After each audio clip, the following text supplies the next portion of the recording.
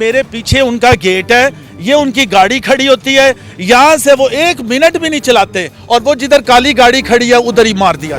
मामा ने दरवाज़ा, गेट है ना उसका, सिर्फ एक दरवाज़ा बंद हुआ, एक साइड। शूटर ने दूसरी साइड बंद होने का भी वेट नहीं किया, उसने फायर खोल दिया।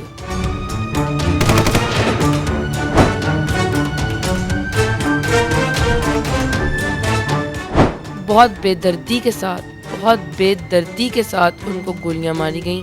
उनका दिमाग था वो बेसिकली पूरा खोल दिया गया था, इतनी गोलियां मारी कि बिल्कुल इस घर के सामने 2 लड़के खड़े हैं, 2 मोटरसाइकिलें खड़े हैं, लेफ्ट पे गाड़ी खड़ी है और ये सारा वकुआ रूह पजीर हुआ। ये सब चीजें ये बताती हैं कि सिर्फ सिक्योरिटी कोलैप्स नहीं, कुछ ना कुछ अंदर का अमला सिक्योरिटी का और अंदर के मामलात अंदर भी हैं जिन्होंने इन लोगों को प्रोटेक्शन दी, दहशतगर्दों को। बहुत देर तक फायरिंग होती रही है, बहुत देर तक, और फायरिंग की आवाज़ आ रही थी। मामा ने अंदर आके बताया कि बाबा को गोलियां मार के चला गया। 16 गोलियां तो मैंने खुद काउंट की थी बाबा के चेहरे से जब वो गाड़ी में थे। वो जो अमीर बलाज का कत्ल हुआ था वो भी इसी सोसाइटी में ही हुआ था। अस्सलाम वालेकुम, आपका मेज़बान मुजाहिद नयाब आपकी खिदमत में हाजिर और आप देख रहे हैं MN पॉइंट। नाज़रीन, पार्क व्यू सोसाइटी जिसका नाम पूरे पाकिस्तान में बंदा बंदा जानता है और लोग ये भी समझते होंगे कि ये सोसाइटी बड़ी मशहूर के साथ साथ बड़ी महफूज भी है। यहाँ पर लोग बड़े महफूज होते होंगे। कभी पार्क व्यू सोसाइटी में लोगों के घर डूब जाते हैं और कभी यहाँ पर दिन दिहाड़े बंदों को कत्ल कर दिया जाता है। इस टाइम मैं पार्क व्यू सोसाइटी में मौजूद हूँ और मेरे अकब में घर है राना आफ्ताब साहब का। ये राना आफ्ताब साहब वही है जिनको चंद रोज कबल पार्क की सोसाइटी में दिन दहाड़े गोलियां मारकर कत्ल कर दिया जाता है। ये सारा सिनेरियो कैसे पेश आता है, इनको कत्ल करने वाले कौन थे, और बड़ा सवालिया निशान ये है कि यहाँ से सिर्फ 50 मीटर दूरी पर पार्क की सोसाइटी का मेन हेड ऑफिस है, जहाँ पर उनकी सिक्योरिटी होती है, जहाँ पर उनका हमला होता है। यहाँ पर लोग उनको गोलियां मारकर कैसे चले जाते हैं, लोग इंटर कैसे होते हैं, यहाँ से फिर जाते कैसे हैं, आइए जानते हैं।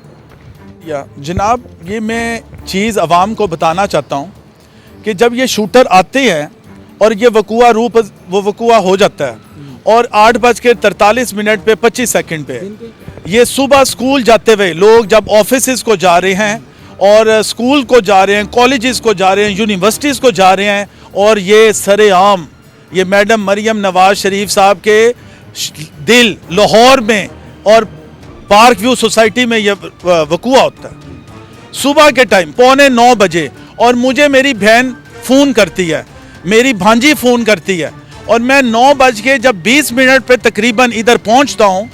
और आपको सुन के और अवाम को सुन के और देख के दुख हो रहा होगा कि जब मैं इधर पहुंचता हूं तो हमें 9:45 तक तकरीबन 9:30 और 9:45 कितना टाइम होगा, 20 मिनट, हमें कहा जाता है कि जी पोस्टमार्टम के लिए जल्दी करें। पोस्टमार्टम के लिए आप अंदाज़ा करें, जिधर क्लैशनकोफ का पूरा ब्रस्ट खाली हो चुका हो, जिधर एक ख़ानदान बर्बाद हो चुका हो, एक खातून बेवा हो चुकी हो, बेटियां यतीम हो चुकी हों, और उधर पुलिस और इन्वेस्टिगेशन अदारे आके हम पे प्रेशर करें कि जी किसी तरीके से आप लोग main boulevard park view society का क्लियर करें और जल्दी से पोस्टमार्टम के लिए उठाएं, जल्दी से पोस्टमार्टम के लिए उठाएं। हम तो खौफ की और वहशत की अभी फजा से ही नहीं निकले थे। हमारे साथ जो हादसा हो गया था, हम तो एक दूसरे को दिलासा दे रहे थे बहन भाई, हम तो एक दूसरे को ये यकीन दिला रहे थे कि ये हो क्या गया है, और पुलिस और रियासती अदारे हमें इस बात पे बजीद थे कि हम पोस्टमार्टम के लिए जल्दी से उठाएं। इसके पीछे वजह क्या थी? वजह ये थी कि जी किसी तरीके से पार्क व्यू में रहने वालों को और मीडिया को और सोशल मीडिया को खबर ना हो कि ये वाकया पार्क व्यू में अब्दुल अलीम के ऑफिस के नीचे हो गया है, शोएब सदीकी के ऑफिस के नीचे ये वाकया हो गया है। ये 42 टुपैस का जिधर वर्ड आएगा इसका मतलब है कि अब्दुल अलीम और शोएब सदीकी और उनकी बेटी के ऑफिस के नीचे। बिल्कुल, अगर मेरा कैमरामैन दिखाया तो ये चंद कदम दूर ये पार्क व्यू का मेन हेड ऑफिस है। यहाँ पर अलीम खान साहब की बेटी भी बैठती है और यहाँ से ये इनके घर से चंद कदम आगे जो है राना आफ्ताब साहब को यहीं पर कत्ल किया जाता है। घर से कितने कदम दूर उनकी गाड़ी निकलती है? जी गेट से तकरीबन 10-15 फुट गेट से, ये मेरे पीछे उनका गेट है, ये उनकी गाड़ी खड़ी होती है, यहाँ से वो 1 मिनट भी नहीं चलाते और वो जिधर काली गाड़ी खड़ी है उधर ही मार दिया जाता है। मेन के ऊपर मेन और बिल्कुल ये मेन ऑफिस के बिल्कुल मेन सामने। ऑफिस के साथ मेन सड़क, मेन बुलेवार्ड, और उनका बेदर्दी से, बेसफाकी से, इंतहाई अलमनाक उनको अंदाज से उनका कत्ल किया जाता है और फिर हम पे प्रेशर डाला जाता है कि जी पोस्टमार्टम के लिए जाना है, आप जाने दें। हम जिद करते हैं, एक वक्त ऐसा आता है 9:45 बजे कि ये अपनी ताकत के साथ उस डेड बॉडी को उठाने लगते हैं, तो हम इनको कहते हैं कि अगर आप लोगों ने हमें उठाया तो हम मुल्तान रोड मेन बंद कर देंगे, टायर जलाएंगे। आपको सिर्फ आप हमें इनकी सिक्योरिटी रूम से, इनके सिक्योरिटी रूम से हमें फुटेजेस और वीडियोस ले दें, हमें तसल्ली हो जाएगी, आपको हम तंग नहीं करेंगे।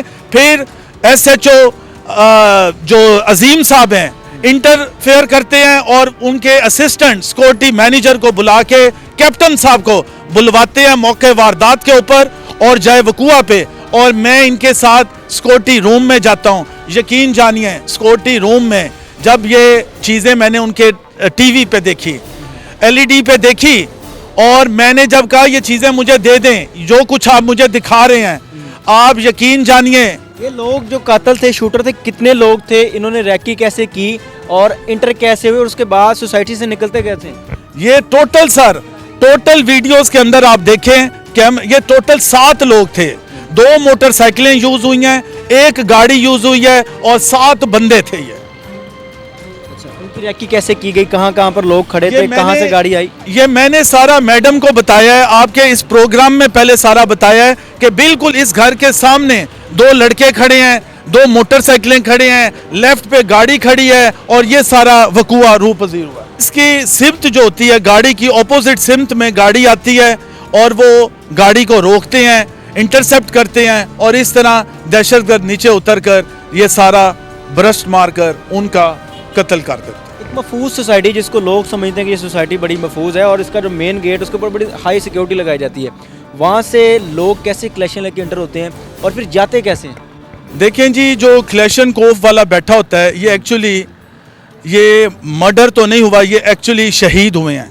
ये नाहक जिसको मारा जाता है, जो अपने बच्चों का रिज़्क लेने निकलता है, जो रोज़ी पे जाता है, जो किसी को तंग नहीं करता और उसको कत्ल कर दिया जाए, ये हमारा दीन कहता है कि उस नाहक शख्स को शहीद कहा जाता है। ये एक्चुअली राना आफ्ताब साहब शहीद हुए हैं और हम जो सब खड़े हैं इस शहीद की आवाज़ बने हुए हैं। और ये गाड़ी में ये क्लेशन कोफ आती है और वापसी पे ये क्लेशन कोफ मोटरसाइकिल के ज़रिए पार्क व्यू के चौथे गोल चक्कर से बाहर जाती है।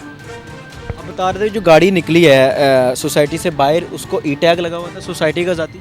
नो सर, ई टैग नहीं लगा था। मैं यहाँ वाम को बताना चाहता हूँ कि ई टैग लेन से वो गाड़ी आउट होती है, एग्जिट ई टैग लेन से करती है, जो पहले से ही बैरियर खुला होता है, उसको कहीं भी रुकावट नहीं आती। ये सारी चीज़ें क्या बताती हैं?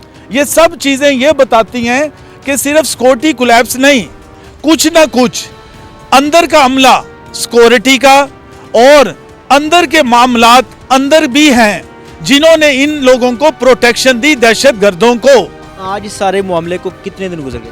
आज तकरीबन 19 और 25, आज पूरे 6 दिन हो गए हैं, सुबह 1 हफ्ता हो जाना है। पार्क की सोसाइटी की जानिब से या अलीम खान साहब की जानिब से कोई बंदा आया, किसी ने आके दाद रसी की, किसी ने आके सर पे हाथ रखा कि हम आपके साथ खड़े हैं?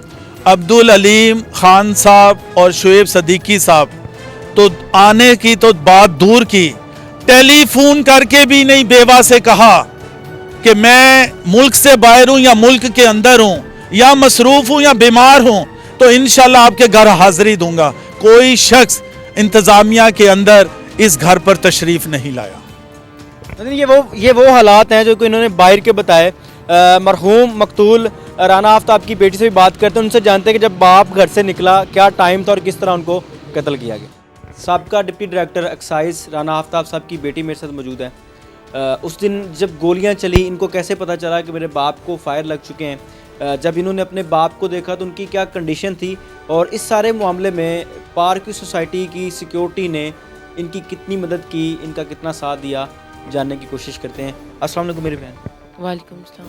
पहले तो बड़ी अफसोस की बात है, इसके ऊपर मजम्मत भी करते हैं। एक ऐसी सोसाइटी जिसको बड़ा महफूज समझा जाता है, उसके अंदर दिन दिहाड़े आपके वालिद को कत्ल कर दिया जाता है।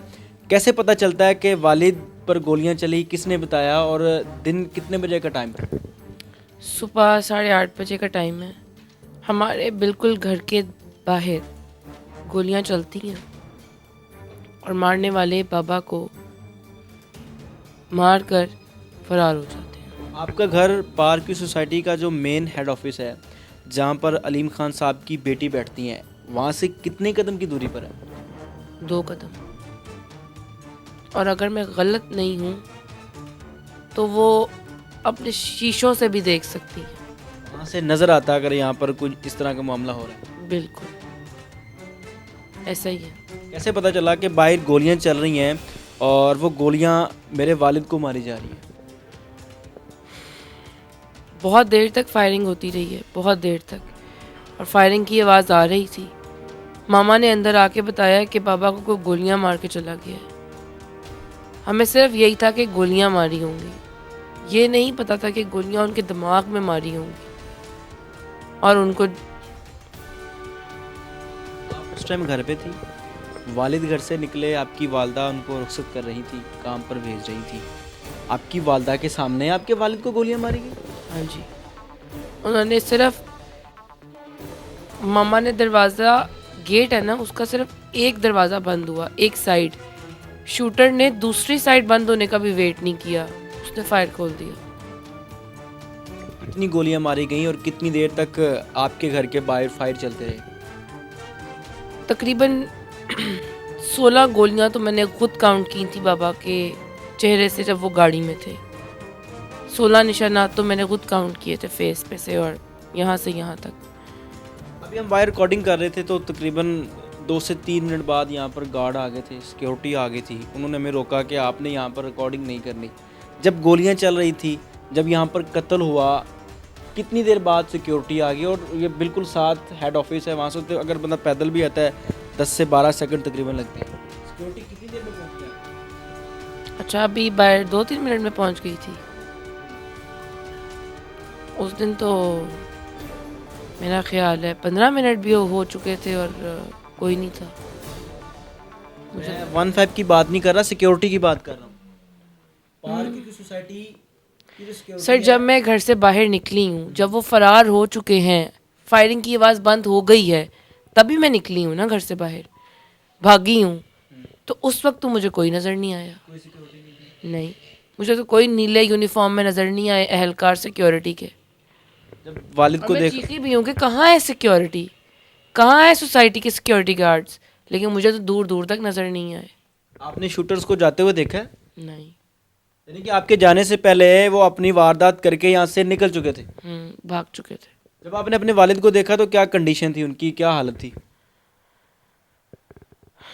वो इस दुनिया से जा चुके थे और बहुत बेदर्दी के साथ, बहुत बेदर्दी के साथ उनको गोलियां मारी गईं।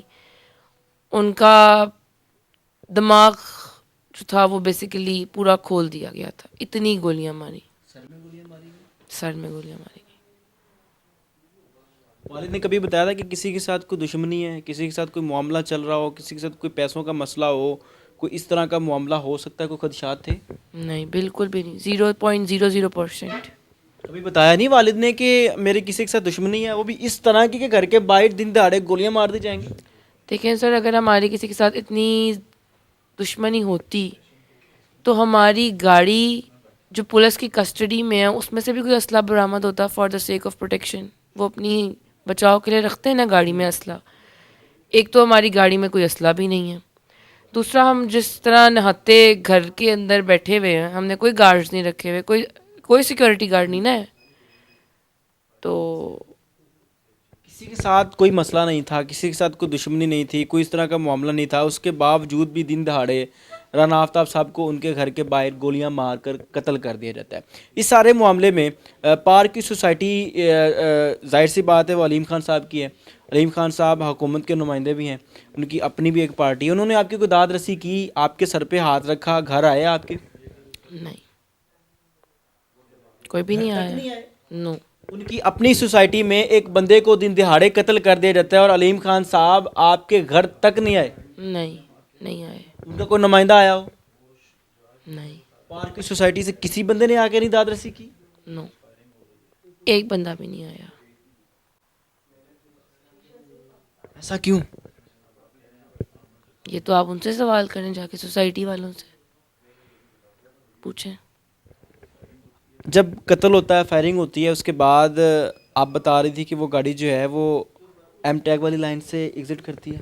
ई टैग लाइन वाली सीसीटीवी फुटेज में देखा गया, ई टैग लेन से गुजरी है। क्या कहना चाहेंगे, क्या रिक्वेस्ट करना चाहेंगे मरीम साहिबा से? और अगर अलीम खान साहब ये वीडियो देख रहे हैं तो क्या कहेंगे उनसे? मैं उनसे क्या ही कहूँगी, आज 7वां दिन है। बस अब सीएम साहिबा से दरख्वास्त है कि वो हमें इंसाफ दिलवाएं। महफूज समझती हैं खुद को पार्क की सोसाइटी में? हरगिज़ नहीं, हरगिज़ नहीं, यहाँ पर रहने वाले लोग महफूज हैं? बिल्कुल भी नहीं। क्या मालूम किस वक़्त किस लम्हे क्या हो जाए। वो जो अमीर बलाज का कत्ल हुआ था वो भी इसी सोसाइटी में ही हुआ था, लेकिन चलो माना वो तो बदमाश थे, उनकी दुश्मनी है, वो तो आप सबको ही मालूम है ना। लेकिन मेरे बाबा तो एक खुली किताब थे, इंतहाई नेक, इंतहाई शरीफ। हमारी किसी के साथ दुश्मनी नहीं थी। और आप लोग मीडिया वाले हैं, आप लोगों ने तो पूछगछ भी की होगी उनके बारे में। क्या आप लोगों को पता चली कोई बात? तो फिर नाज़रीन, ये सारी दास्तान थी। एक शख्स को दिन दिहाड़े पार्क की सोसाइटी में कत्ल कर दिया जाता है और यहाँ पर सवालिया निशान ये है कि किसी को भी कभी भी किसी भी वक्त यहाँ पर टारगेट बना दिया जा सकता है और सिक्योरिटी कुछ नहीं कर पाएगी। यहाँ पर मौजूद लोग जो यहाँ के रिहायशी हैं, क्या वो यहाँ पर महफूज हैं? ये चीज़ें यहाँ पर बहुत से सवालिया निशान है। अपनी कीमती राय का इज़हार ज़रूर कीजिए। देखते रहें एम एन पॉइंट। अल्लाह ने के बाद।